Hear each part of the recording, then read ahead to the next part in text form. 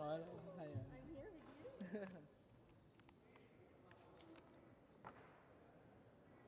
Uy, very good boy talaga ito si Mimo. Ay, Manong. Always on time, every day. Oh, gusto mo ikaw mag-open? Hindi siya na. Okay na. Hindi, kung hindi ka mag-open. Ikaw? Ako na. Sige. Gusto mo ikaw? Sige, Oh, okay na. tayo dedicated Sige. mag-open. Okay lang ako. Ikaw po mag-open? Ikaw po. Wala kami isang boto. Tapos take over. Sige. Ito lang naman pala eh. Wala namang privilege Hindi. space, ha? Babalik tayo sa roll call. Babalik Mamaya pa yung roll call, eh. Tapos ako sa record business sa sigaw na.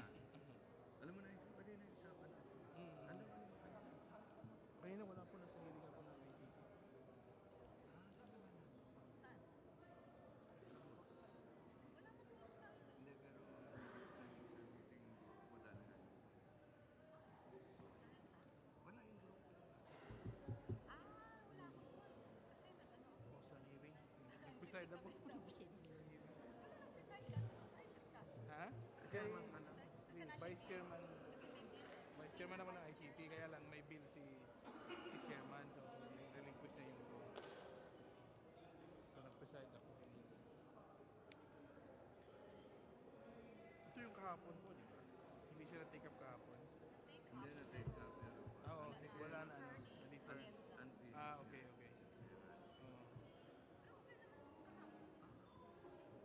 Oo.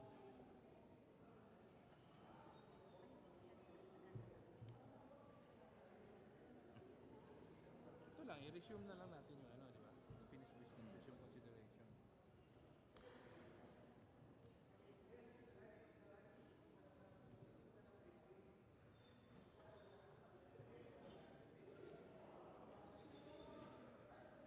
Ako na lang, i-resume pa-resume sa kuwan. Same din yung birthday.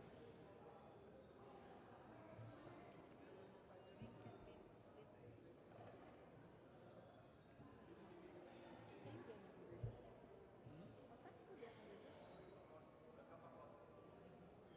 Hindi, ikaw lang. Ikaw na mag-open. Ikaw na. Hindi, ikaw na mag-open. Ikaw na po yung ano? Hindi. Ah.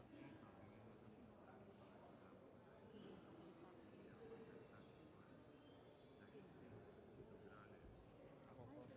Si ano na lang. Ako. Sa kanya na lang. Si Bong kanina. Ayun, si Bob. Hindi.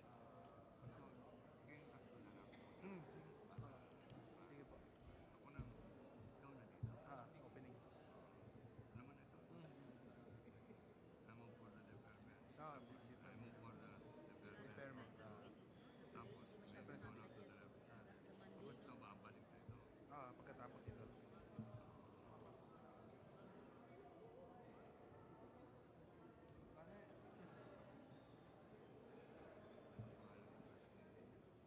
Koko. Opo. Koko.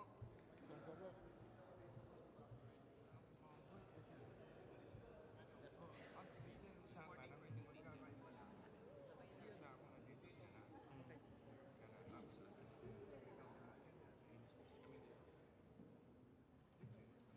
Ikaw sa hindi. Ang finish, isa lang. Tapos balik sa roll call. pagkalaki pa yun. May tao na. Roll call na tayo. Pero bet.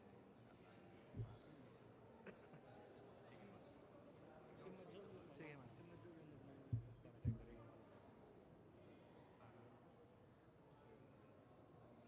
I-insert siya dito sa insert.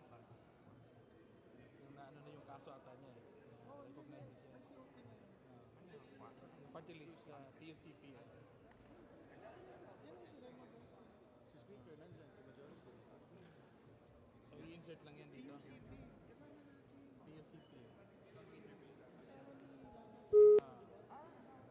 Governor Lala.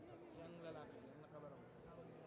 Naabutan ni po sila na sa Santos and Asa Mendoza. Cebu yan, si ano.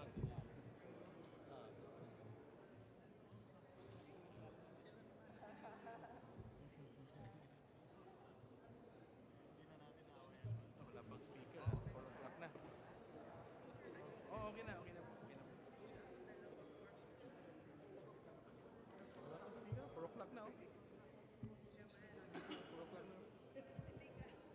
Pursuant to Section 14H, Rule 4 of the Rules of the House of Representatives, the Speaker, after conferring with the Deputy Speakers, has designated the Deputy Majority Leader, Honorable Ricky Bundok, to be today's presiding officer.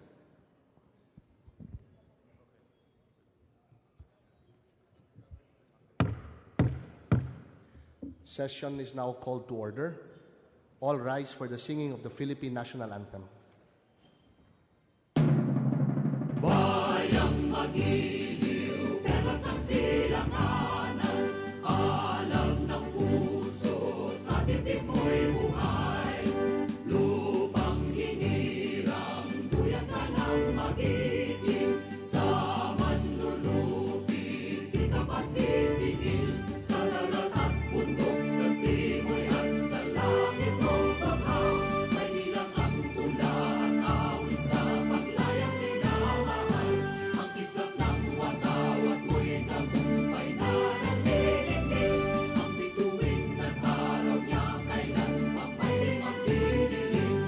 Lupa ng araw ng aming pagsikta, buhay ay langit sa likod.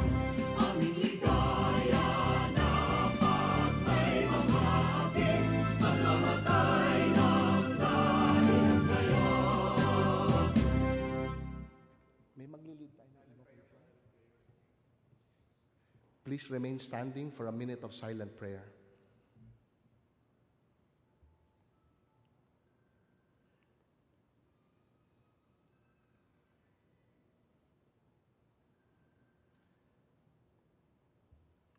Majority Floor Leader. Mr. Speaker, I move that we defer the calling of the roll. Defer the calling of the roll. Hearing no objections, the calling of the roll is deferred. Mr. Speaker, I move that we defer the approval of the journal. Hearing no objections, the approval of the journal is deferred. Mr. Speaker, I now move that we proceed with the reference of business and request the Secretary General be directed to read the titles of the bills and resolution of first reading as well as the communication and committee reports. So move, Mr. Speaker. Hearing no objection to the motion, we proceed with the reference of business. Secretary General is directed to read the titles of bills and resolutions on first reading, as well as committee reports and communications. Reference of business, bills on first reading, House Bill 4341, providing free college education in state colleges and universities, Representative Villanueva. Higher and technical education. House Bill 4342, renewing the franchise granted to Pacific Broadcasting System, Inc., Representative Salimbangon. Legislative franchises. House Bill 4343, renewing the franchise granted to Philippine Broadcasting Corporation, Representative Salimbangon. Legislative franchises. House Bill 4344, granting tax exemption for prizes and awards granted to Filipino athletes, Representative Atienza. Youth and sports development. House Bill 4345, direct the Bureau of Corrections for the establishment of regional penitentiaries, Representative Roque Hari. Committee on Justice. House Bill 4346, creating the Institute for Strategic Studies under the UP Law Center, Representative Harry Roque. Higher and technical education. House Bill 4347, promoting awareness of chronic fatigue syndrome, Representative Harry Roque. Health. House Bill 4348, creating an anti-poverty fund, abolishing the People's Development Trust Fund, Representative Jap Artur. Poverty alleviation. House Bill 4349, renewing the franchise granted to ABS-CBN Corporation for 25 years, Representative Yolago. Legislative franchises. House Bill 4350, providing for the summary titling of real properties used as public school sites, Representative Benitez. Justice. House Bill 4351, providing subsidizing public campaign expenses, Representative Roque Hari. Suffrage and electoral reforms. House Bill 4352, providing for an ecotourism policy in the islands of Animasola, Tinaliasayan, Sombrero, and Dapa, all in the municipality of San Pascual, Masbate, Representative Bravo. Tourism. Resolutions, House Resolution 540, calling for the Committee on Overseas Workers Affairs to inquire into the illegal recruitment of and sexual harassment experienced by Filipino women in Qatar, Representative De Jesus and Brosas. Rules. House Resolution 541, direct the Committee on Overseas Workers Affairs to investigate the cases of illegal recruitment, Representative De Jesus and Brosas. Rules. House Resolution 542, proposing for the creation of an independent ad hoc committee for the anti-drug campaign, Representative Alejano. dangerous drugs. Communications, letter dated October 21, 2016 of Amando M. Tetanco Jr., Governor BSP. Banks and financial intermediaries. Letter dated October 20, 2016 of Amando M. Tetanco Jr., Governor BSP. Banks and financial intermediaries. Letter dated October 20, 2016 of Nerissa T. Esguerra, Director 4, NEDA. Economic affairs. Letter dated October 28 of Maria Gleda E. Lim, State Auditor, COA. Appropriations. Letter dated October 20 of Roland A. Ray, Regional Director, COA. Appropriations. Committee reports, report numbers 19 and 20 on House Bill numbers 4402 and 937. Rules. Majority Leader. Mr. Speaker, I move to suspend their session for a few minutes. Session is suspended.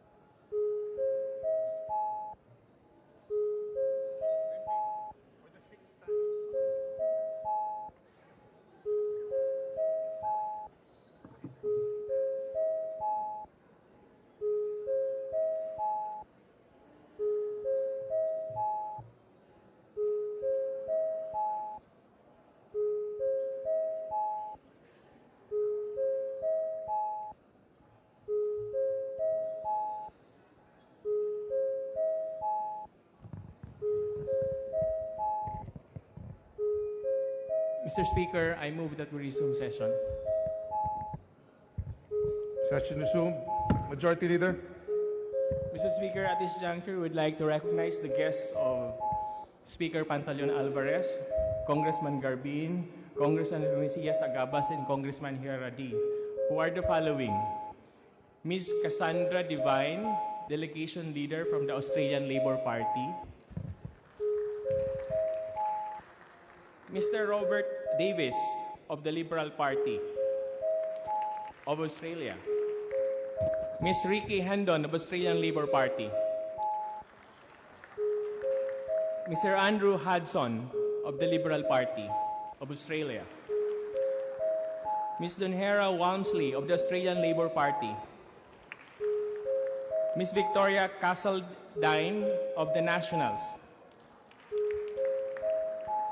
Ms. Susan Light Head of the Liberal Party of Australia, NSW Division; and lastly, Mrs. Sharon Forrester, the Council Representative of the Australian Political Exchange Council. Your presence is duly noted. Welcome to the House of Representatives. Mr. Speaker, with leave of the House, I move that we open the privilege hour. There's a motion to open the privilege hour. No objection. The motion is carried. Mr. Speaker, at this juncture, I move that we recognize the gentle lady from Kabataan Party List, Ms. Sara Ilagot, to avail of the privilege hour. The lady is recognized. Please proceed. Mr. Speaker, distinguished colleagues, good afternoon. I rise on a matter of personal and collective privilege to bring attention to the manifold issues faced by students in observance of the International Students' Day tomorrow, November 17. The date commemorates the anniversary of the 1939 storming of the University of Prague after demonstrations against killings and occupation, the execution of 9 student leaders, sending of over 1,200 students to concentration camps, and the closing of all Czech universities and colleges. The day, November 17, was first marked in 1941 in London as the International Students' Day by the International Students' Council, which later formed the International Union of Students. Since 1941, November 17 has been marked as an international observance of student activism. This year, ISD aims to unite students across the globe to fight for free education, access for all, and students' democratic rights and welfare. In the Philippines, the implementation of Education Act of 1982 has ushered the era of massive deregulation, privatization, and denationalization of education. It has served as a legal basis for the implementation of neoliberal policies that made Philippine education subservient to the demands of the market instead of serving nationalist ideals. It is stipulated clearly on Section 42 of the said law that private schools have the right to determine its rate of tuition and other school fees and similar charges. The past 6 years alone saw an increase of at least 20,000 pesos in tuition and other school fees cost per year. On top of the already burdensome tuition, other school fees, or OSFs, form a large chunk of what students pay for in schools. These OSFs range from a total of 2,000 pesos to more than 30,000 pesos and are also increasing yearly, contributing to ballooning school profits. Likewise, in state colleges and universities, or SUCs, which should provide accessible and affordable education necessary to forging patriotic and nationalist workforce, have been victim to neoliberal and foreign market dictates, as evidenced by Republic Act No. 8292, or also known as the Higher Education Modernization Act of 1997. HEMA has granted powers to governing boards of SUCs, such as its boards of regents or trustees, to determine cost of tuition and other school fees, as well as to introduce new fees that they will deem necessary. HEMA has also legitimized the implementation of socialized tuition schemes as a means to generate income for SUCs. In the years 2011 to 2015, tuition per unit increased 2.67 times the increase in daily minimum wage. On the average, the cost of college education in NCR is 200,000 pesos per year. And in the Philippines, considering that the average annual income of a family, according to the Family Income and Expenditure Survey of 2014, is only 235,000 per annum, with the poorest decile having an annual income of only 69,000 pesos. Access to tertiary education would be almost impossible for the children of these families. No wonder the dropout rate among college students, according to CHED, has reached an alarming 83.7%. This means that the country is producing at least 2 million college dropouts annually, while graduates stand at close to 500,000 only. This has been the case while capitalist educators are raking in billions of mega profits per year. Meanwhile, universities in the top 1,000 corporations are clearly not in the red and are profiteering largely from the collection of tuition and other school fees. Yearly tuition hikes are only used to augment income at the expense of the increasing inaccessibility of education. While granting scholarships, discounts, and loans give immediate relief to our students, these are false alternatives to effective access in education and to guarantee the completion of studies of our students. In fact, subjecting our students to loan programs will only make their situation worse. Moreover, scholarships, discounts, and socialized tuition schemes have only served to legitimize tuition and other fee increases. These schemes can never cushion and will never absorb the negative impact of rising cost of tuition amidst price surges in goods and basic services, and in the context that wages remain low. This only goes to show that full or partial scholarships, socialized tuition systems, and discount vouchers will not be able to cover the huge amount of subsidy needed to possibly address the needs of the 2.3 million college-going age students who drop out annually. In fact, according to the 2014 report of the chairperson of the CHED, a measly 8% of total higher education students belong to the lowest quintile of the population, and only 2% of higher education enrollment are covered by its student financial assistance programs. More so, majority of the youth and students from financially modest and struggling middle-income families will remain excluded. Now, in the case of democratic rights in our campuses, in the past few years, the people have witnessed the power of the student movement, manifested by the massive protest that led to student strikes. With the continuous implementation of neoliberal policies in education, youth and students are ready to stand once more at the front lines to prevent any increase, even if the struggles come at the cost of our basic civil liberties and other human rights violations, such as threat, intimidation, and harassment from some administrators, attack on the autonomy, independence of our student councils and publications, among others. It is thus also necessary that we assert for our democratic rights in campuses, that students assert for their democratic rights, basic civil liberties, inside their campuses.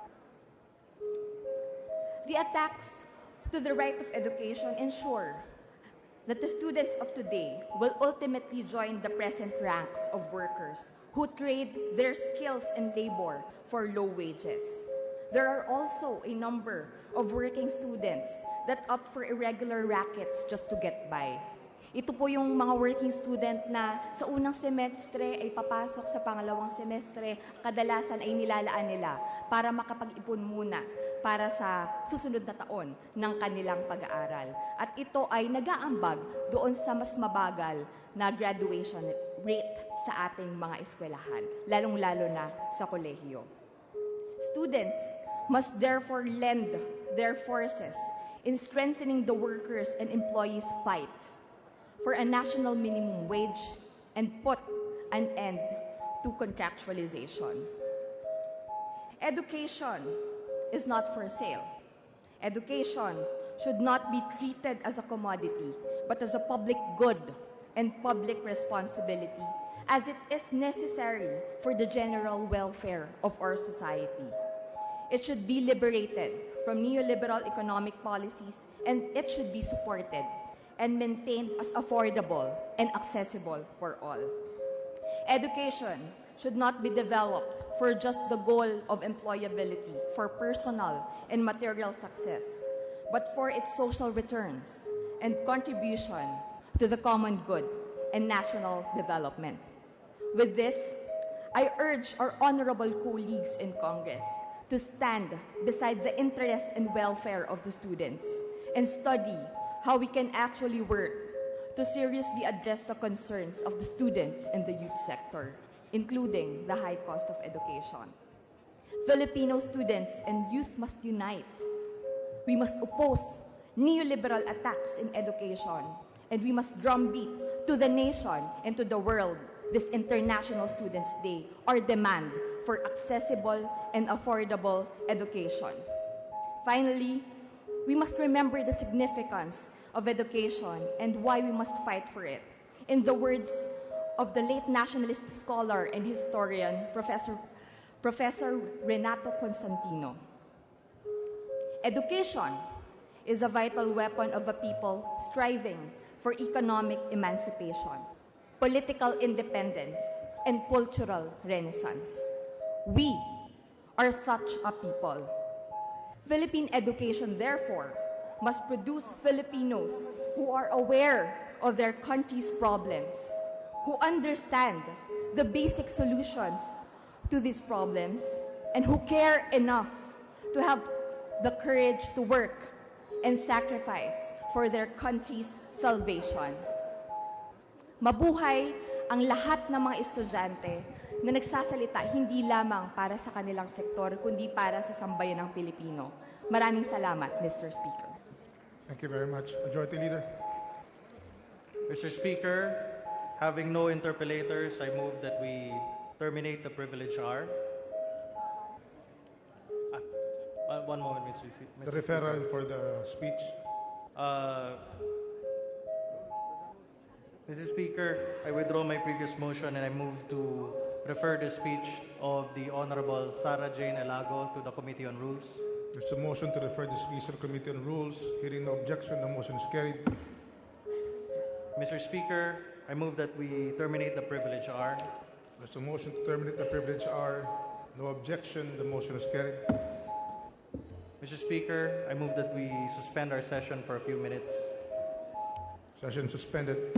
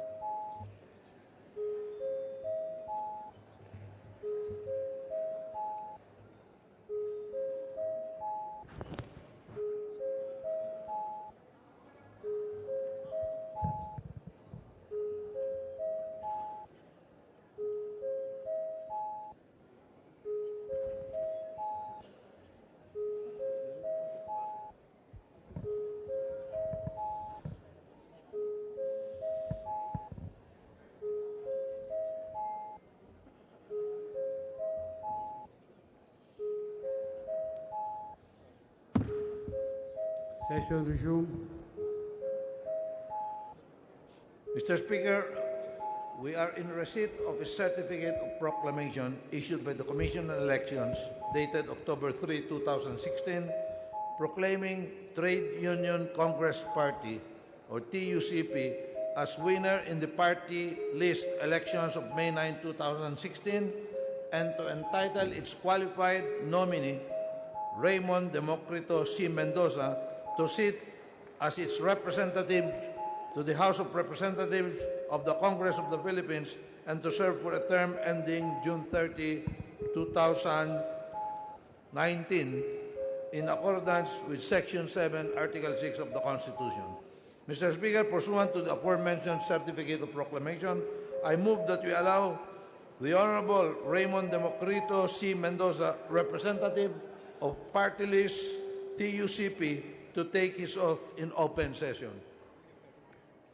Is there any objection to the motion? The chair hears none. The motion is approved.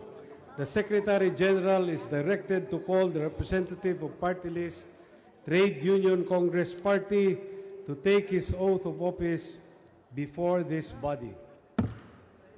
The Honorable Raymond Democrito C. Mendoza is requested to ascend the Speaker's rostrum to take his oath of office. Okay.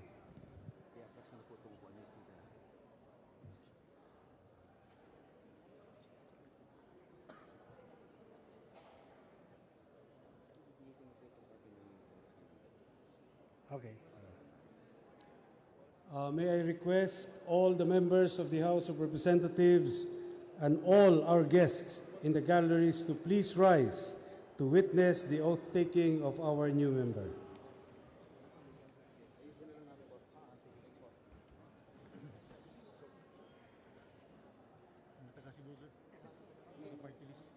Okay. Please raise your right hand and take your oath before me. I, Raymond Democrito C. Mendoza, of Poblacion, Liloan, Cebu, having been elected as representative of the Trade Union Congress Party, TUCP party list, hereby solemnly swear that I will well and faithfully discharge, to the best of my ability, the duties of my present position and of all others that I may hereafter hold under the Republic of the Philippines, that I will support and defend the Constitution of the Philippines, that I will bear true faith and allegiance to the same, that I will obey the laws, legal orders, and decrees promulgated by the duly constituted authorities of the Republic of the Philippines, and that I promise that I impose this obligation upon myself voluntarily, without mental reservation or purpose of evasion. So help me God. Congratulations. Thank you, sir. Thank you very much. Picture.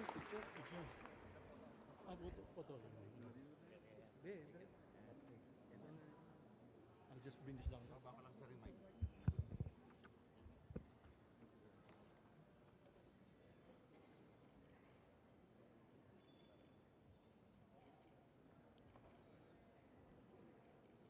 Okay. Thank you.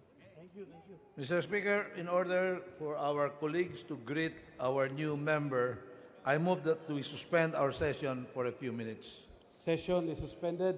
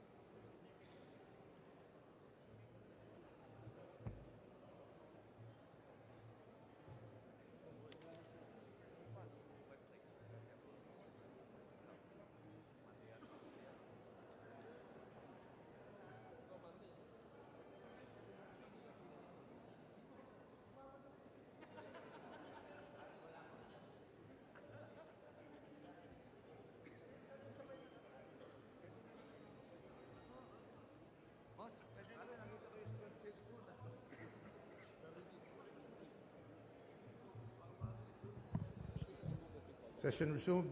Majority Leader. Mr. Speaker, I move that we call the roll of members of the House of Representatives. It's a motion to call the roll. No objection. Motion is carried. Secretary General is directed to call the roll. Roll call of members, honorable representatives. Abad. Abaya. Abayon. Abellanosa. Abu. Abueg. Acharon. Acop. Acosta. Acosta Alba. Adjong. Advincula. Agaraw. Agabaw. Aglipay Villar. Albano. Alcala. Alejano. Almario. Almonte. Alonte Nagiat. Alvarez Franz. Alvarez Mercedes. Alvarez Pantaleon. Amante. Amatong. Andaya. Angaro Castillo. Antonino. Antonio. Aragones. Arbizon. Arcillas. Arenas. Atienza. Aumentado. Bagaw. Bagaching. Bagilat. Banal. Barbers. Barsaga. Batawil. Batucabe. Bautista. Bautista Bandigan. Belaro. Belmonte Feliciano. Belmonte Jose Christopher. Belmonte Ricardo. Benitez. Bernos. Bertiz. Biason. Billones. Biron.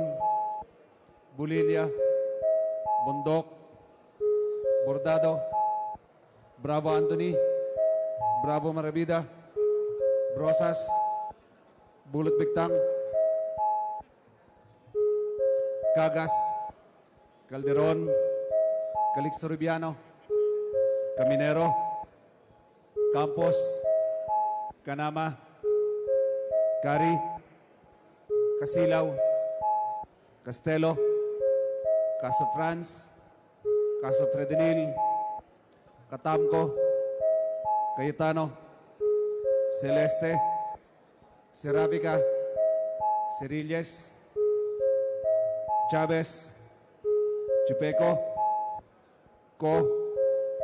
Cuanco. Culiantes. Cortés.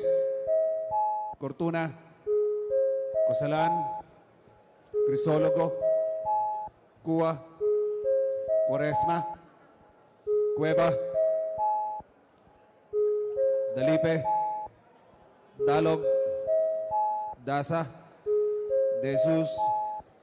De Venecia. De Vera. Defensor. Del Mar. Del Rosario. De Loso Montalia. De Maporo Abdullah. De Maporo Khalid. Duavit. Durano. Di. Elago. Enverga. Erice. Erigel. Ermita Buhain. Escudero. Espina. Espino. Estrella. Eusebio. Ibardone. Fariñas. Fernando. Ferrer Juliet. Ferrer Luis. Ferriol. Floirendo. Flores. Fortun. Fortuno. Fentebelia. Garbin. Garcia Gwendolyn. Garcia Jose. Garcia Albano. Garin Richard. Garin Sharon. Gasataya. Gatchalian. Heron. Goana Cristina. Gomart. Gomez. Gonzaga.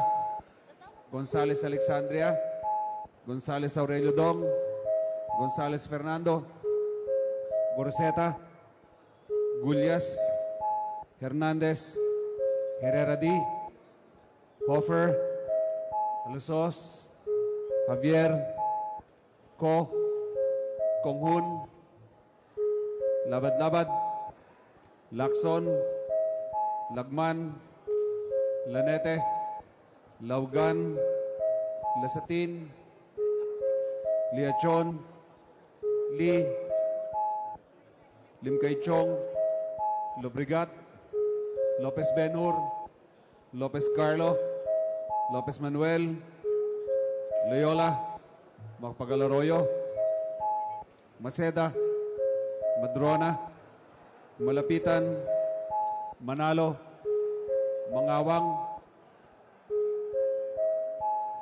Mangudadato Suarto, Mangudadato Sajid, Marcoleta, Marcos, Mariño, Marquez,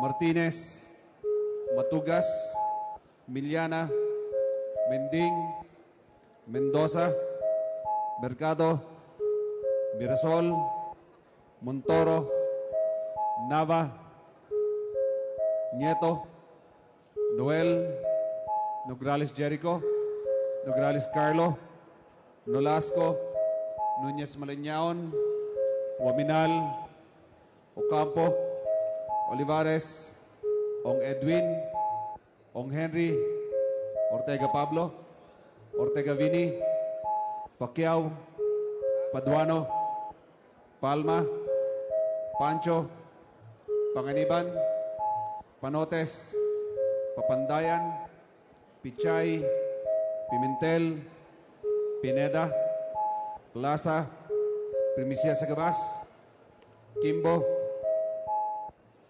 Radasa, Ramiresato, Ramos, Relampagos, Revilla, Roapuno, Robes, Rocamora, Rodriguez Isidro, Rodriguez Maximo, Roman, Romero, Romualdez, Romualdo, Roque Hari, Roque Rogelio, Sakdalan, Sagarbaria, Sahali, Salceda, Salimbangon, Salo, Salon, Sambar, Sandoval, Santos Recto, Sarmiento Cesar, Sarmiento Edgar, Savillano, Sema, Xiao, Silverio, Singson, Swansing Estrelita, Swansing Horacio, Suarez, Si Alvarado, Tambunting, Tan Angelina, Tan Milagrosa, Tan Sherney, Tejada, Teves, Chanco, Ting, Tiño, Tolentino, Treñas, Tugna, Tupas, Turabi Nataman, Ti, Umali, Unabia, Ungab, Unico, Uy Juliet, Uy Rolando, Uy Barreta, Vargas, Vargas Alfonso, Velarde, Velasco, Velasco Catera, Veloso, Vergara, Villaferte, Villanueva, Villarasa Suarez, Villarica, Villarin, Villago, Yap Arthur, Yap Melesio, Yap Victor, Yu, Zamora Mar Carmen, Zamora Ronaldo, Sarate, Subiri. The speaker is present.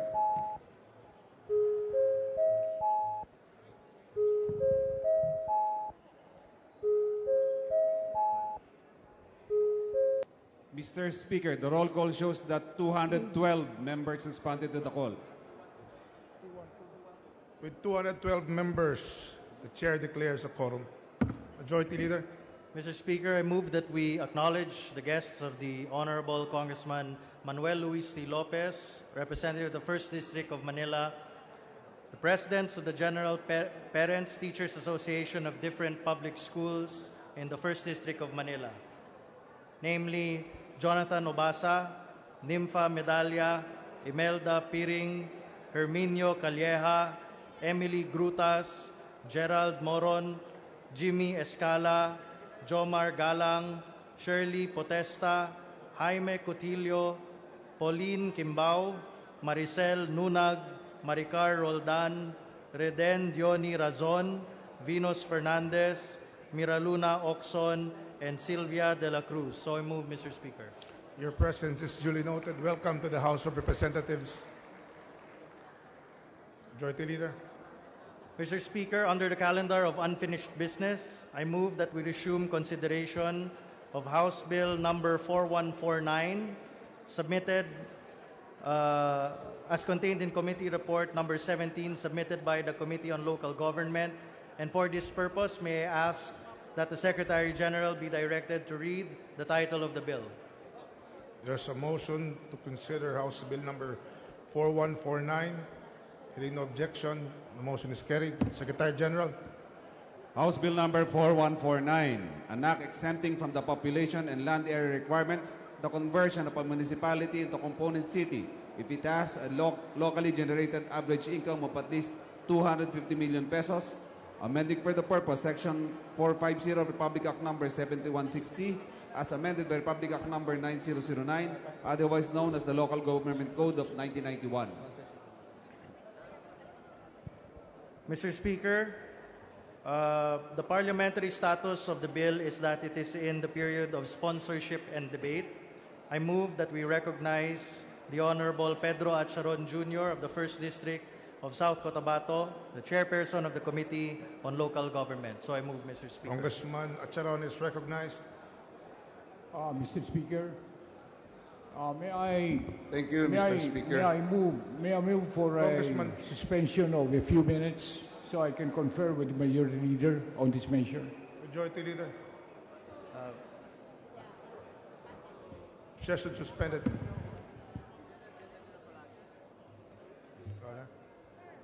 Session resumed.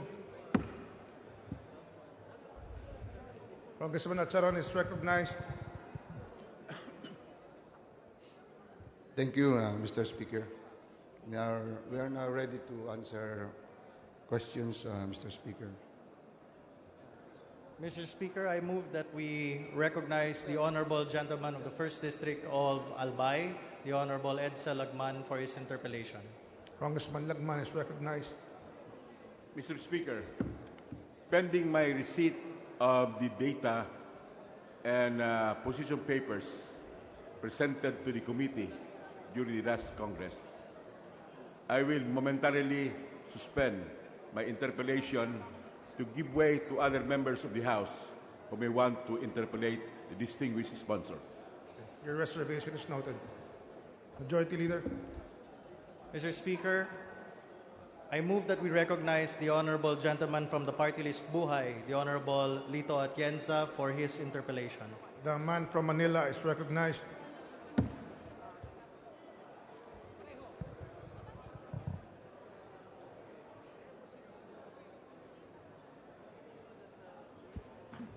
Mr. Speaker. Yes, you are recognized.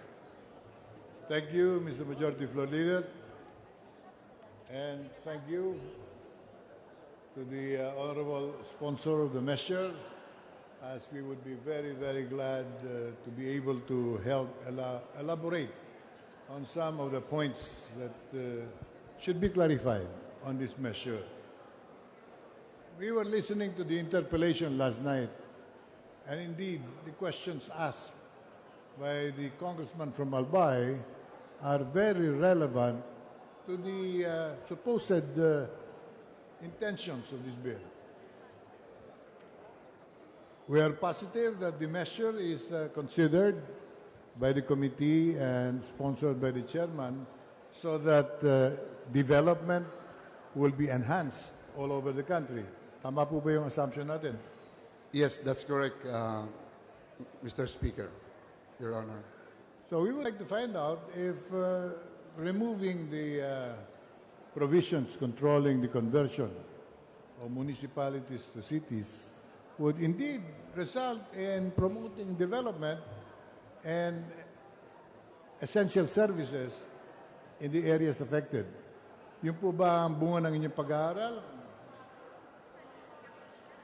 We believe so, Mr. Speaker, because the purpose of the local government code in setting these criteria is for this area, for this local government to develop and enhance and become a self-sustaining local government unit.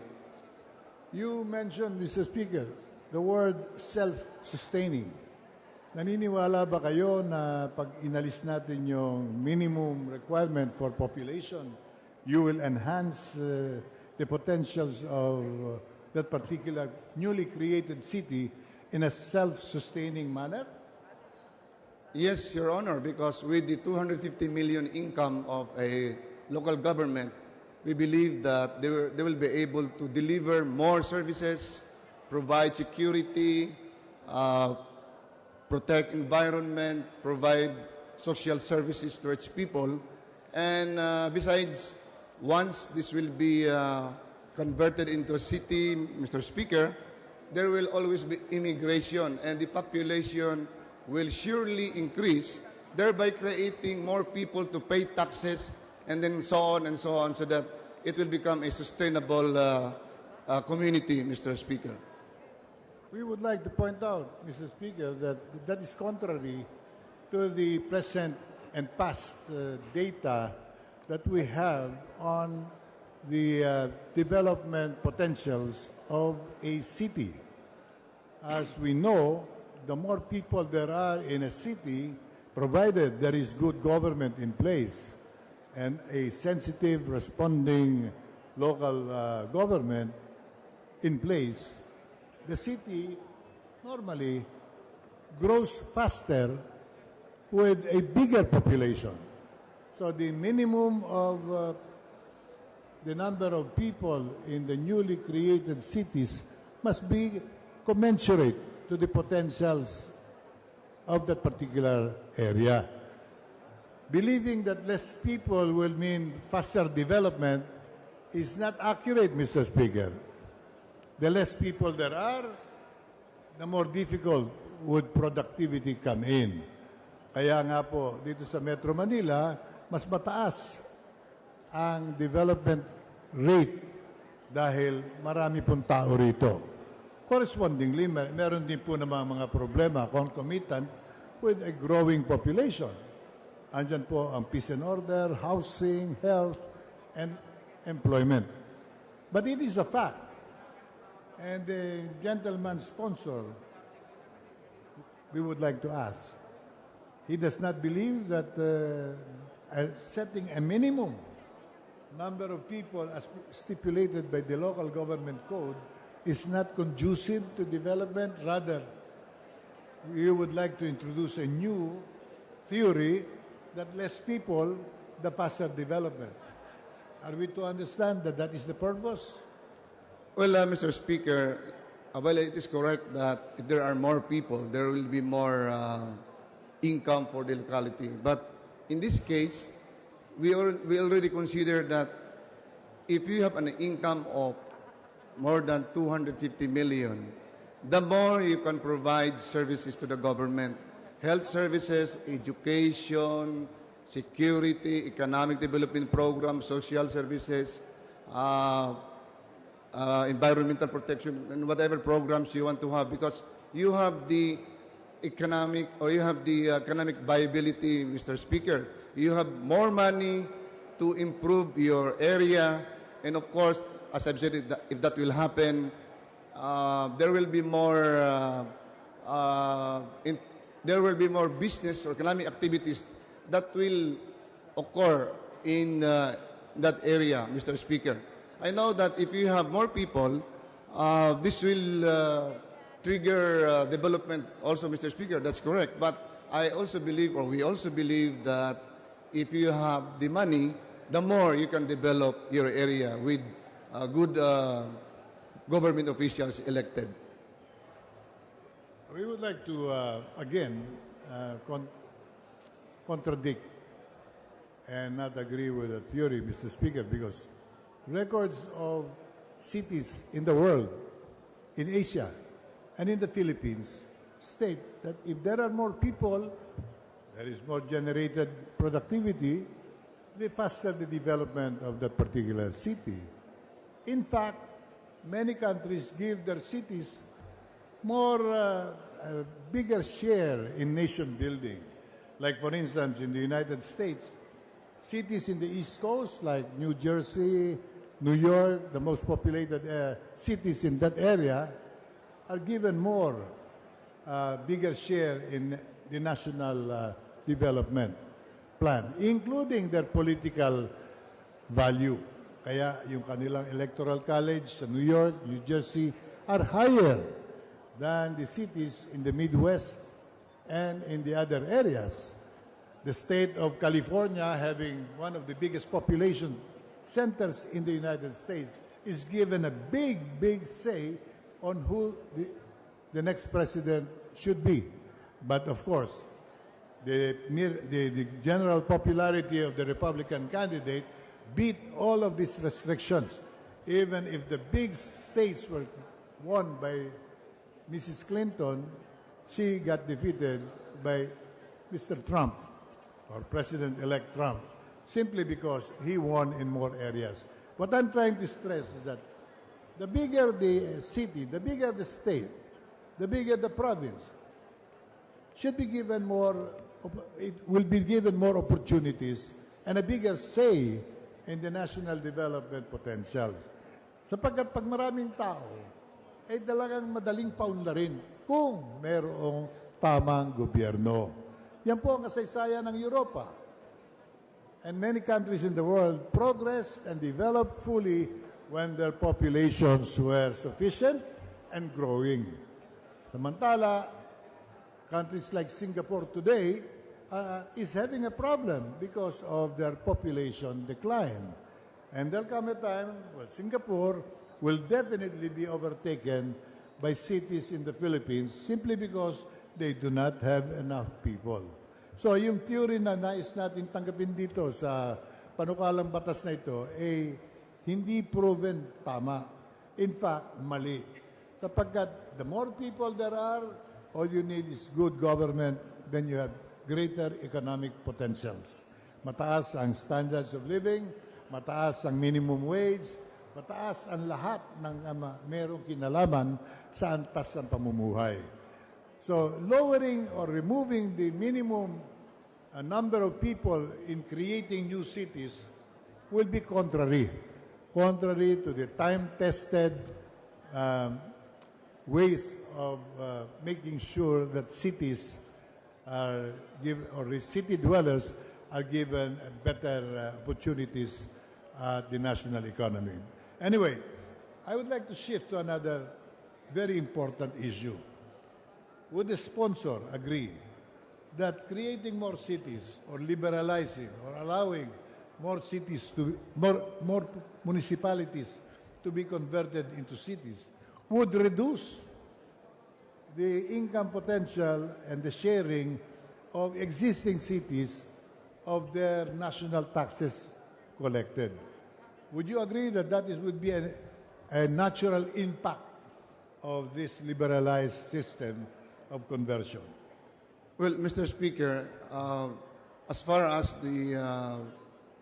records would show, Mr. Speaker, there was no reduction in the ERA share of the local government units, because even if there will be additional cities that will be created, the collection of taxes of the national government also increases. That is why you will note that in the last 2 decades, there has no record that the ERA has declined, simply because the national government is also increasing its collection or generation of income, Mr. Speaker. Although there was the projections might not be able to achieve, but there is no decrease in the share of ERA of the local government units, Mr. Speaker? Mr. Speaker, I have here the records of ERA reduction as an impact, direct effect of conversion of municipalities to cities. The most recent of which are the conversions done about 4 or 5 years ago. And the net effect of this reduction of shares of existing cities are the following. Davao lost 168 million. Makati lost 141 million. Quezon City lost 125 million. And the City of Manila lost 120 million. Puerto Princesa of Palawan lost 100 million. These are facts that cannot be denied, that major cities now, which are carrying the brunt of the national economic picture, are deprived of much needed resources if you put in more municipalities into the college or the group of cities now enjoying national government support. Hindi po ganun kasimple na mas maraming sasali ay mas madali ang pag-unlad. Baligtad. Pag pinasali natin ang hindi pa preparado, we would like to stress that we are not against municipalities graduating to become cities. That should be the natural consequence of national development. But to remove the restrictions of the local government code to accommodate more municipalities joining the cities of the country may not be the best way to encourage economic upliftment of the lives of municipalities in the country. As I have asked earlier, ano po ba talaga ang intention nitong ating proposed amendment to the restrictions of the local government code? Is it to promote development or is it to reduce the services in major cities now all over the country, which indeed are helping greatly in carrying the burden of national governance? Marami po ang mga nagtatrabaho sa mga existing cities ngayon na nagbabayad ng buwis. Marami pong economic activities na nangyayari ngayon na nagmumula sa mga cities na binanggit ko. Pero pag binawasan po natin ng daan-daang milyon yung kanilang ginagamit ngayon sa serbisyo, para kung nang nakikinikinita po ang Maynila, ay lalong mahihirapan to provide housing, peace and order, health, and other major services to the people of the City of Manila. Ganon din po sa Quezon City. Ganon din po sa Davao, the home province and city of our President. They will have to be sacrificing more if more municipalities are allotted shares that they are now using for essential services. Mr. Speaker, as I've mentioned earlier or yesterday, Mr. Speaker, that the purpose of this bill is really to give opportunities to municipalities who have displayed exemplary governance in collecting more income, more than the minimum requirement. That is why, Mr. Speaker, that the exemption is been asked if the local government unit or the municipality has an income of more than twice as much as the minimum requirement of 100 million. Because the requirement today, Mr. Speaker, according to Republic Act 9009, that the minimum requirement of municipality to become city is 100 million. But 100 million and land area of 100 square kilometers, or 100 million and 150,000 population. You will take note, Mr. Speaker, that the common denominator there, the common requirement is income. Therefore, we can say that income is really the primordial factor that will help the local government unit develop its community. That is why if a municipality has an income of more than 100 million, this is more than twice as much as 100 million. If you have 250 million income, then this bill is asking that they be exempt from the population or land area requirement, Mr. Speaker. I respect the opinion of the Honorable Atienza, Mr. Speaker, about development of local government unit with more population. But we also believe that the development will be faster if there are more income than the people, rather than more people than the income, Mr. Speaker. The position of the sponsor, Mr. Speaker, is a bit confusing, because, to say the least, because I don't think he would be able to prove the point that he is now raising, that the more cities there are, the faster the productivity will be enhanced. No, Mr. Speaker. I'm saying that if you have more money, when you have bigger income and less people, you can develop more, the faster the development. Rather than you have more people and less income, there will be less, well, the development will be slower. Because the Honorable Atienza has mentioned that if you have more people, the development will be faster. Yes, we are saying we respect that, Mr. Speaker, but as I'm saying, I'd like to clarify that there will be more development if we have more money. Not more cities. I did not mention more cities, Mr. Then Speaker. the question of money is the issue.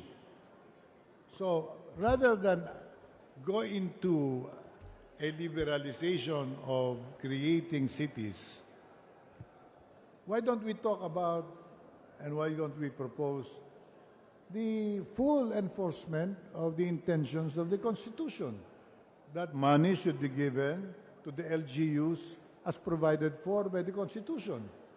Dapat po yung IRA, yung pong lahat ng buwis na nakokolekta ng gobyerno ay binabahagian ng probinsya. Alam po ba ng ating ginoong sponsor yon?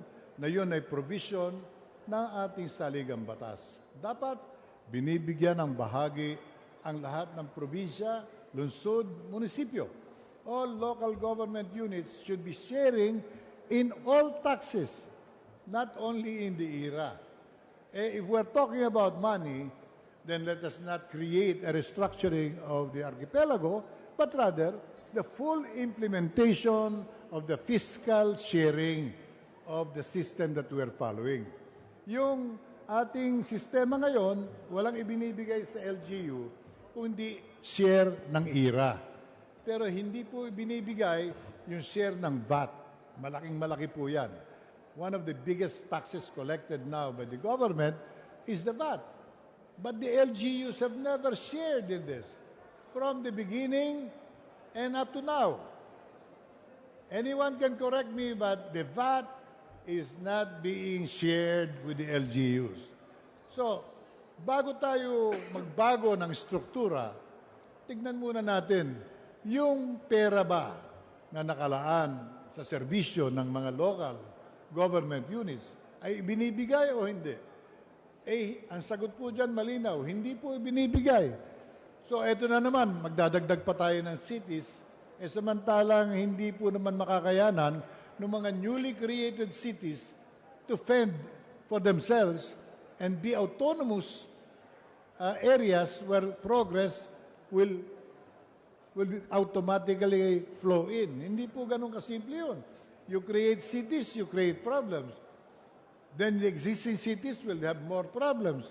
So the problem will be exacerbated and the situation will worsen. So the envisioned impact and effect of this measure will not be realized, Mr. Speaker.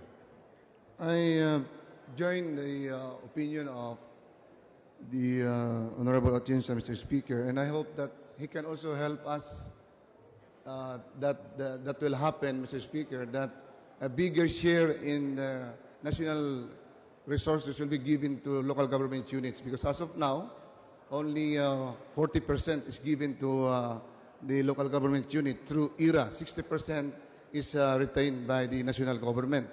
So I think this has been a long desire of the local government units, barangays, municipalities, cities, and provinces, that a bigger share in the ERA will be given to local government unit. And I hope that the good gentleman from Manila will also, from Buhay Party List, Mr. Speaker, can help us increase the share of the local government units.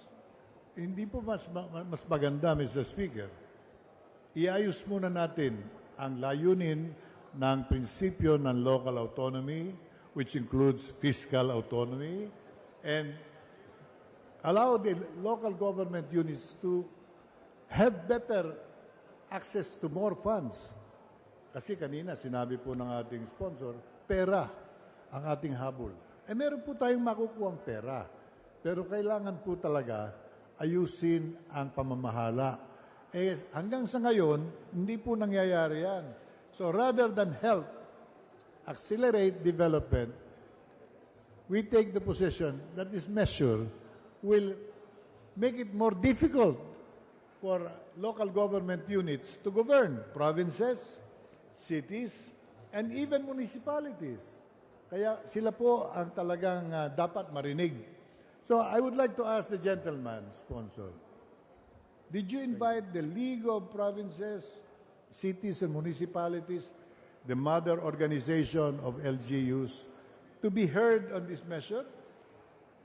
Anong posisyon nila? Makakabuti ba? Sinusuportahan ba nila? O sa tingin nila, makakapagpahirap pa sa kanila ito? Do we have a paper on this matter that will show that the LGUs now support the measure being proposed to Congress? As I mentioned yesterday, Mr. Speaker, we invited the different leagues of local government units, the leagues of municipalities, the League of Cities, the League of Provinces, and even the ULAP, the Union of Local Authorities of the Philippines. And the League of Cities sent their representative last committee hearing, last Congress, Mr. Speaker. And they did not they did not give us a categorical answer that they're objecting, Mr. Speaker, because they know that the 250 million income is very difficult to achieve, Mr. Speaker. The minimum is only 100 million, and the 250 million income is very difficult. That is why, as I've said yesterday, Mr. Speaker, that we invited them, and I even mentioned the representative, Ms. Veron Hituses of the League of Cities, Mr. Speaker. Mr. Speaker, the gentleman mentions that the fact that the League of Municipalities and Provinces was heard in the last session, in the last Congress. But today, the League has a definite position on the issue. We invited them also, Mr. Speaker. And they are against the measure. They are cautioning us, cautioning the sponsor. Tayo po'y pinaaalalahanan, hindi ito makabubuti, ito po'y makasasama sa kalagayan ngayon ng mga probinsya at ng mga lungsod. Kaya mabuti yata ang ating chairman ng committee tumawag muna ng additional studies. Dinggin po natin ang tinig ng mga local officials. Dahil para sa akin, tayo sa Kongreso ay hindi ganoon ka lalim ang ating kaalaman ng kinalalagyan ngayon. Today, not in the last Congress, but today in this present Congress, the League of Provinces, Cities, and Municipalities should be heard. And we will all be listening para po naman meron tayong mas maliwanag na pinanghahawakan doon sa ating magandang layunin. I know that the gentleman has very, very noble intentions, and his committee actually is doing its job to help ways and means to promote development all over the country. But if the affected provinces are not in favor of our ideas, we should listen to them before we even go into any major decision that will affect their economic conditions and their plans for the immediate and long-term basis. Isa lamang naman ang kanilang pinapaalala. Mag-ingat tayo sa pagko-convert dahil hindi palaging magbubunga ng tama. Meanwhile, lalala ang problema sa ating kinalalagyan ngayon. Like for instance, even with the changes envisioned by the sponsor, how many municipalities will immediately be converted and qualified if this measure is approved?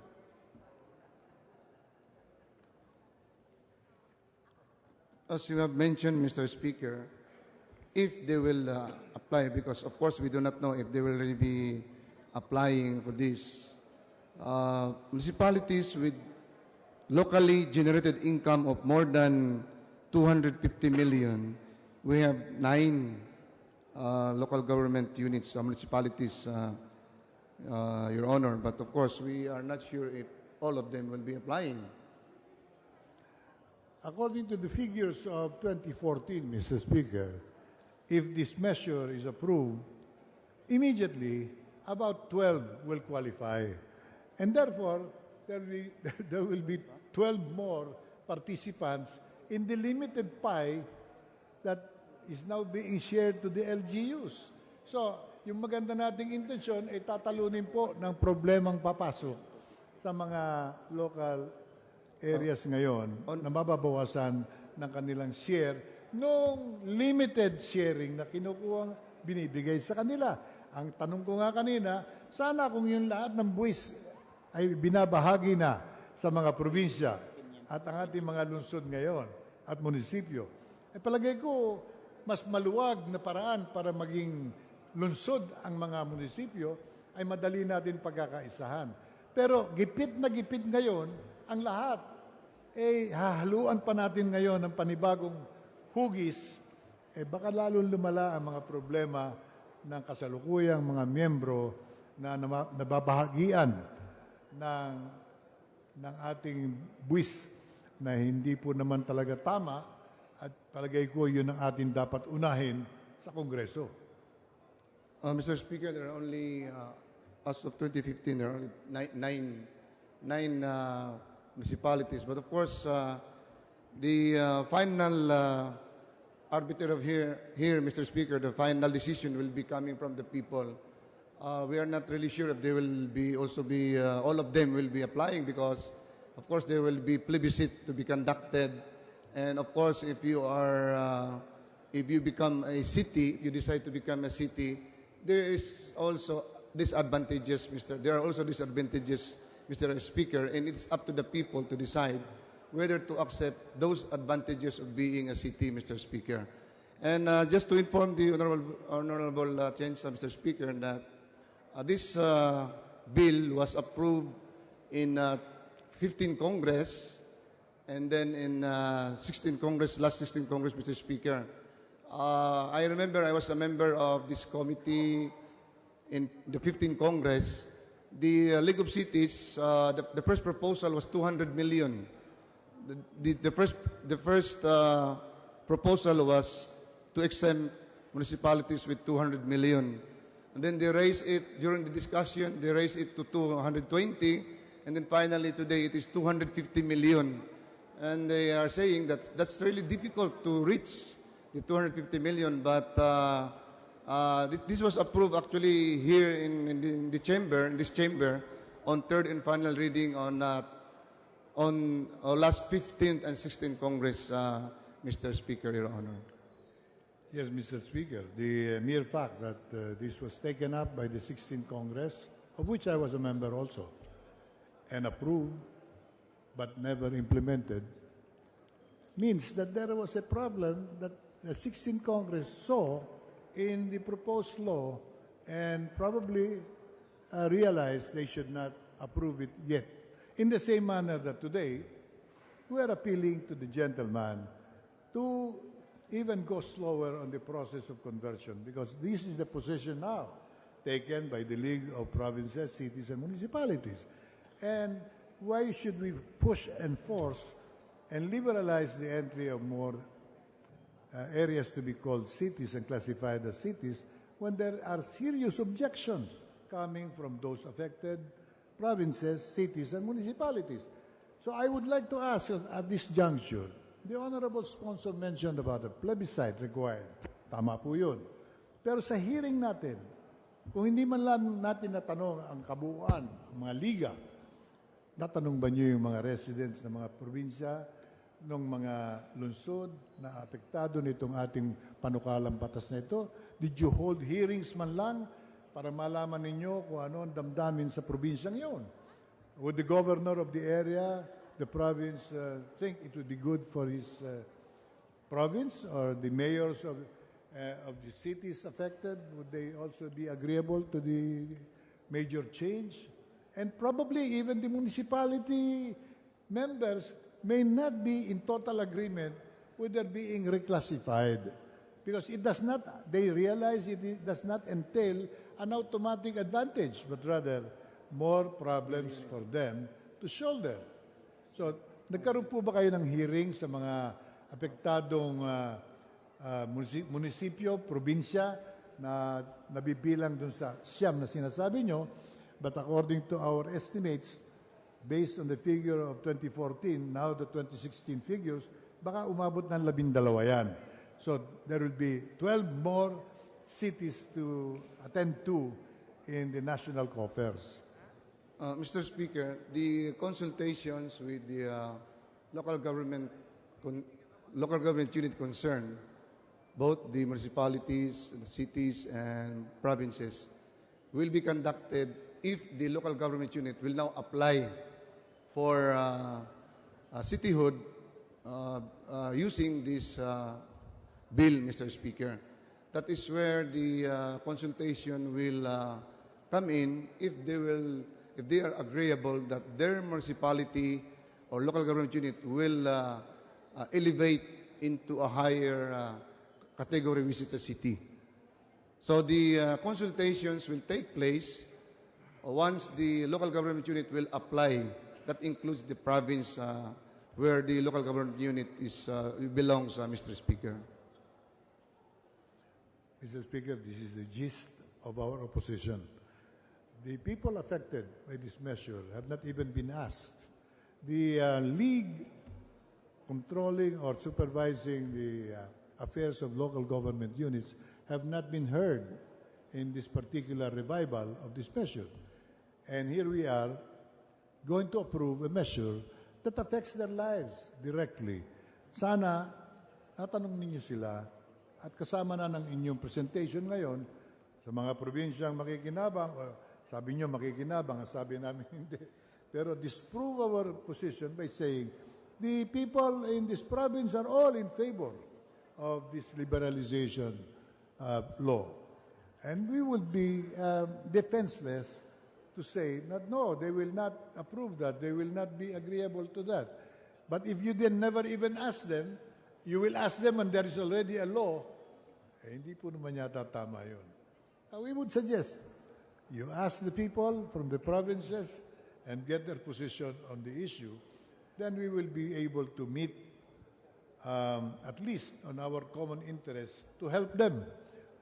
I'm sure the measure is supposed to help the local communities. Tama po ba yung aking assumption?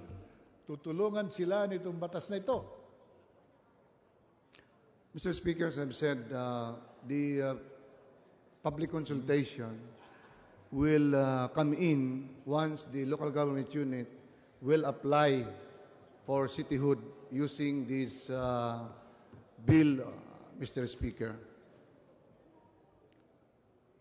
That's the regular process that once a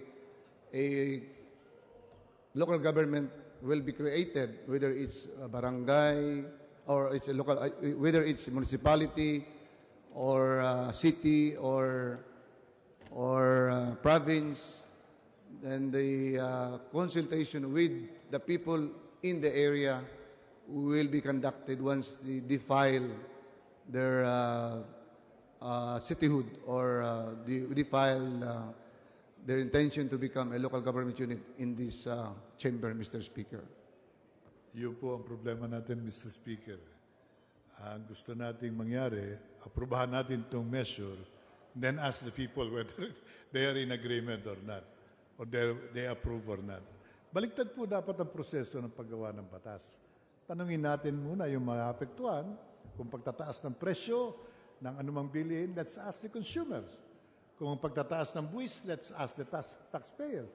Alam po naman natin ngayon sino yung mga munisipyong immediately will qualify based on your proposed revision or changes in the law. Ang tanong ko po tinanong ba natin yung mga alam nating maapektuhan? Tinanong ba natin yung mga lungsod na mababawasan ng kanilang share? Tinanong ba natin yung mga probinsyang mababawasan ng kanilang share? Ang sagot po so far hindi.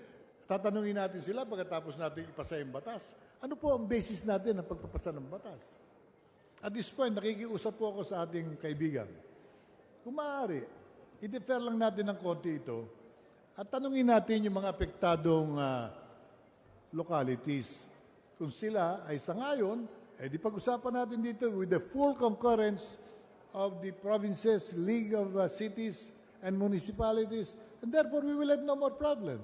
But we would not want to be a party to the approval of a measure that will negatively impact on the provinces, cities, and municipalities and will not realize the noble intentions of this law and the sponsor himself.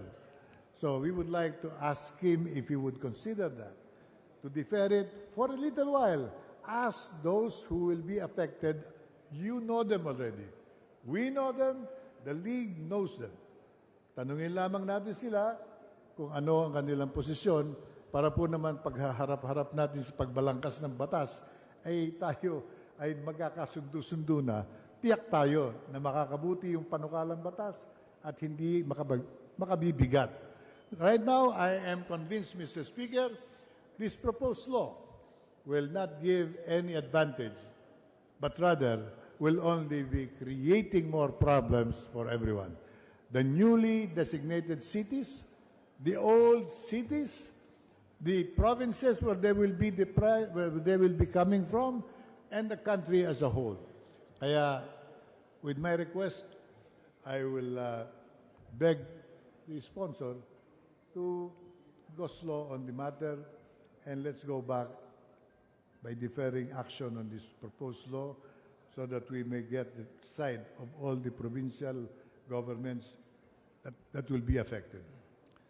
As I've mentioned, Mr. Speaker, we have invited their representatives of the different leagues of local government units. And once these local government units, municipalities, will be applying for city, and that's where the consultations with provinces involved or concerned and the local government unit and the people of the local government unit that will be applying will be conducted so that they will deliberate on the proposal of the local government unit and that the people will be guided to decide in their decision whether they will approve to become a city or not, Mr. Speaker. That's the process, Mr. Speaker. We are afraid that kind of a process will be steamrolling the issues we are raising now. When there is already a law and you're asking people to vote on it, you will be causing division, you'll be causing dissension, you'll be causing local animosities because there'll be pro and anti. But in the crafting of the law, and this is the time to go back to them and ask them, wala pong magiging problema dahil wala pa po tayong batas na itutulak. Pero kung may batas na, ang sinasabi po ng ating ginoong sponsor, tatanungin natin sila pag meron ng batas. Yun po ay masyado na pong huli at hindi na po marahil siguro ma-appreciate ng ating mga kababayan yun. So I will repeat my request if he is willing to defer action on this and let us ask those who will be affected, primarily, not us congressmen only, not just Congress, but rather the provincial governments and the local government units, because they are the ones who will bear the results of this measure, positive or destructive. Eh, mabuti po yata kasama natin sila sa pagbalangkas. To say that they were invited and they did not attend is not good enough, Mr. Speaker. Di pumunta tayo sa probinsya, I will even join the gentleman to go to the provinces and let's ask for a general meeting there with the barangays and the local officials, the councilors, and everybody. Matanong natin sila, meron kami panukalang batas na ganito. Kung gugustuhin ninyo, mangyayari ito. Kung hindi nyo gugustuhin, hindi namin itutuloy. Because creating a problem will require a collective solution anyway. Pag may problema na, sila rin ang sasalo ng problema. So tanungin na natin sila rather than spearheading and approving the law without any consultation. And we are not ready to accept that simply because hindi umattend yung mga naimbita. Therefore, the process of consultation has already been complied with. Kung yung mga invitation na hindi pumunta rin sa mga kinauukulan o kung saan napadpad yung invitasyon, hindi po talaga pupunta yung kinauukulan. So maganda, tayo na pumunta sa probinsya, and that would be a very, very good gesture on the part of this Congress that we are more sensitive than any other Congress because we are asking the people before we act on any measure that affects them. Mr. Speaker, let me just clarify that the approval of this bill will not automatically convert these municipalities into cities.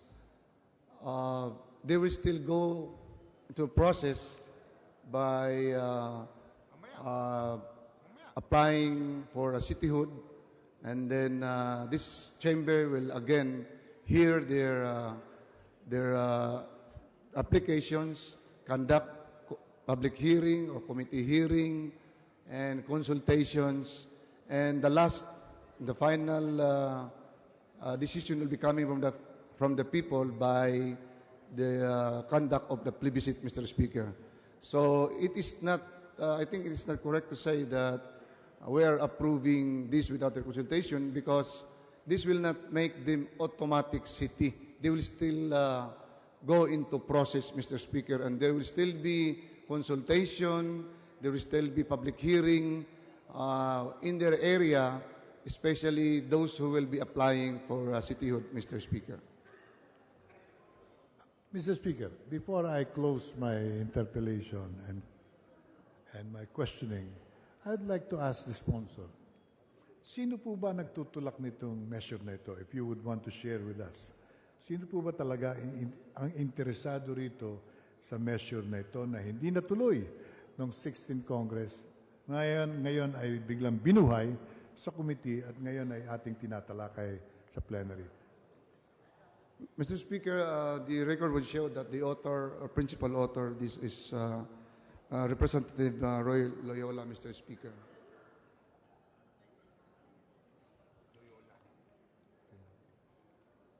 Hindi ko po narinig.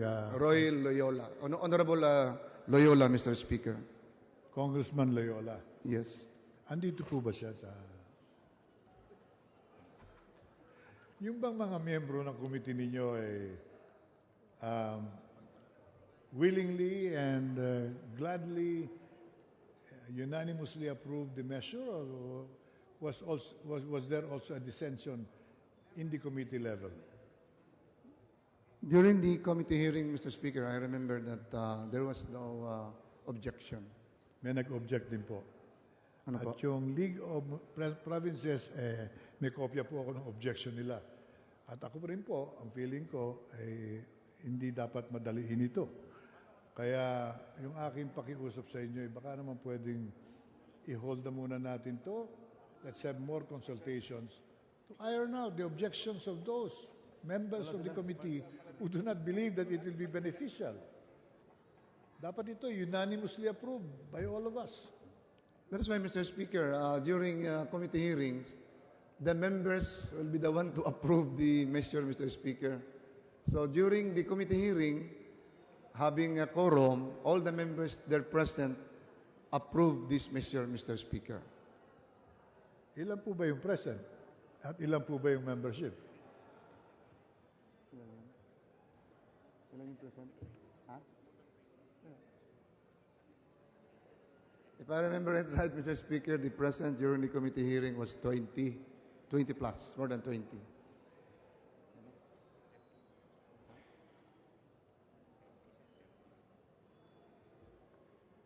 The committee hearing was conducted last October 18 with 30 members present, Mr. Speaker. Did the gentleman say 30 present? Yes, I have here the list, Mr. Speaker. And how many of the 30 approved it? And you said unanimously? Yes, Mr. Speaker, because there was no objection. Okay, sabi nyo kanina merong objection. Ngayon, walang objection. No, I did not say that there was an objection. There was no objection, Mr. Speaker. There was no objection. Yes. So would the gentleman not agree to a deferment of this measure? I think so, Mr. Speaker, because this was unanimously approved by the members of the committee, endorsed by the Committee on Rules. So we have to proceed this, Mr. Speaker. So at this point, Mr. Speaker, then this representation is forced to consult members of Congress who are now present if they agree that this measure will be good, or maybe we should temporarily defer it for further study, considering that the 16th Congress did not even act on it, even if they already finished with the third reading. So at this point, I'd like to throw the question on the floor. So may we now move for a... Majority Leader.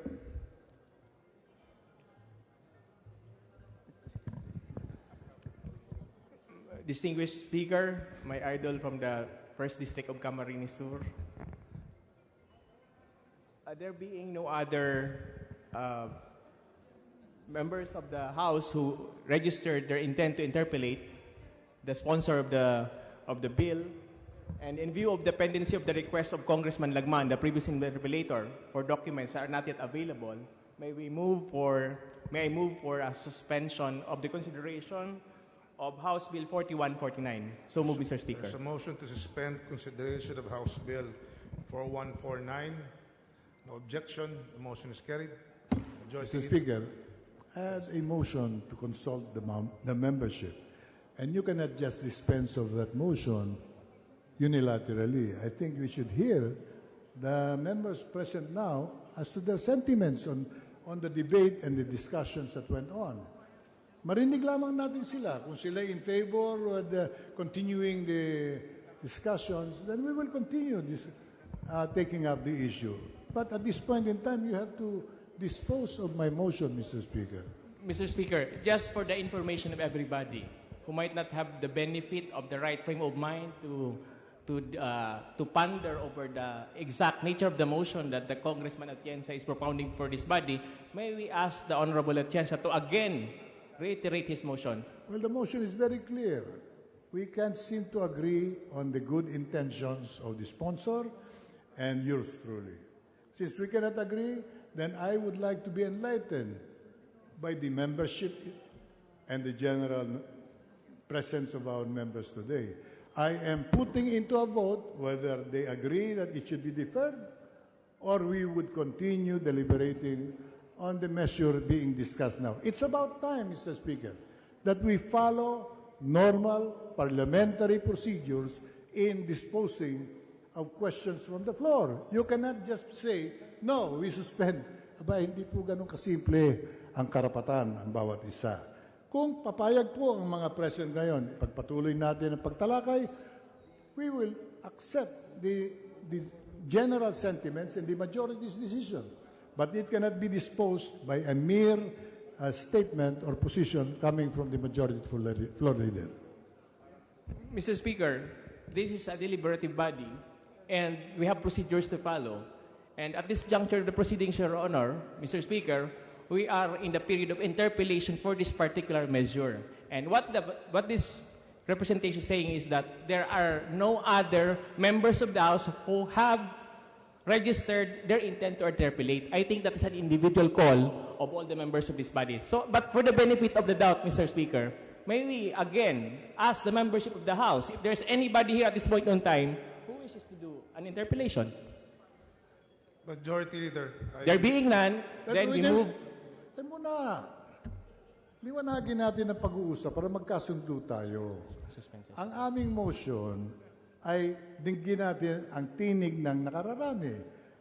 Ang point ninyo, hindi pwedeng gawin yun. Ang point namin, pwedeng gawin yun anytime. Because the body can decide to stop this interpellation and act on them now from here on expeditiously, disregarding the positions of Buhay Party List. But no, you cannot dispense with that in that manner. Ang akin po, gawin na natin ang tamang proseso. Tanungin natin ang mga present ngayon. Narinig ninyo ang aming mga punto de vista. Narinig po ninyo ang sagot ng sponsor. Narinig nyo ang aming mga tanong na kontra ang mga liga at ang mga probinsya. Kung gusto niyo ituloy, dinggin natin ang tinig ng nakararami. Kung nakikinig po naman kayo sa panukala namin, i-defer lang ng konti at tanungin natin yung mga kinauukulan. So I repeat my motion, let's ask the body. Would they want to continue or would they want to defer further discussion of the... Majority Leader. Mr. Speaker, the Parliamentary Status Majority Leader there was a motion to suspend interpellation for House Bill 4149 where there was no objection and the motion was Mr. carried. Speaker, my motion came ahead of that motion. You cannot sidestep the issue that the motion of this representation must be disposed of. We don't mind hearing the voices of our members now. If they would want to continue, we can continue till kingdom come. But if they would want to listen to reason, we should consult those affected by the measure. The gentleman from Manila is raising a motion for consideration on the decision made on the motion. Mr. Speaker, at this juncture, I move that we suspend session, Mr. Speaker. Mr. Speaker, the motion of the acting majority floor leader is not in order because my motion came earlier than that. And he cannot dispose it by entering another motion. Ano po ba ito? Palakihan lamang ng posisyon? Palakihan ng boses? Hindi po pwede pong ganyan. 1 minute suspension. Ano bang maganda?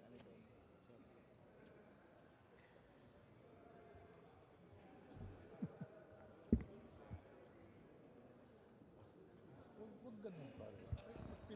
Pag pinalusot ko yan, ganyan ang gagawin niyo. Naintindihan ko yun.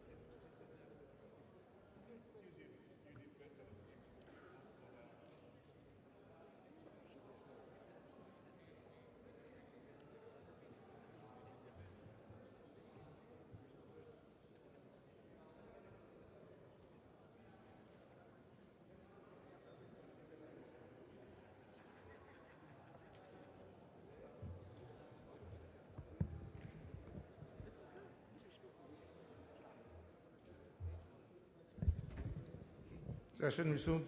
Majority Leader. Mr. Speaker, in essence, there is no deviance in the essence of the motion of this representation as well as that of the Honorable Lito Atienza, Your Honor. So we therefore second the motion, Your Honor, to suspend consideration of the motion. So move, Mr. Speaker. Thank you, Mr. Speaker. So I think you should call for a vote. Yes. There was no objection and the motion Okay. was carried. So therefore, we move for adjournment, Mr. Speaker. There being... We withdraw the motion, Mr. Speaker. Thank you. Mr. Speaker, I move for the election of the following as members of the Special Committee on North Luzon Growth Quadrangle. Bernos, Vice Deloso Montalia. Arenas, Vice Roman. Primicias Agabas, Nolasco, Cuwa, Kusalan, Mangawang, Go, Agabao, Panganiban, Batawil, and Quaresma. And as members of the Special Committee on Visayas Development, Benitez, Caminero, Cari, Calderon, Cortes, Ebardone, Garin, Torres Gomez, Javier, Nava, Radasa, Teves, Treñas, Biron, Espina, Tupas, Durano, Gastaya, Ong, Delmar, Goriseta, Lim Kaichong, Relempagos, Salimbangon, Cueva, and Ferrer Juliet. And to the Committee on Muslim Affairs, as members, Mangudadato Suharto, Dimapuro, Muhammad Khalid, Arbison, and Tan Sherni. There being no objection to the aforementioned nomination, motion is carried.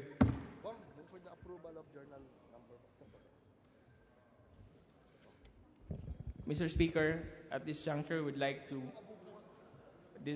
move for the approval of the Journal Number 44, dated November 15, 2016, Mr. Speaker. There's So a moved, Mr. motion Speaker. to approve Journal Number 44. Hearing no objection, the motion is carried. Mr. Speaker, at this juncture, we'd like to move for the adjournment of today's session until Monday, 21st of November 2016. So move, Mr. Speaker. There's a motion to adjourn till 4 o'clock on November 21. See you then. We're adjourned. Session is adjourned.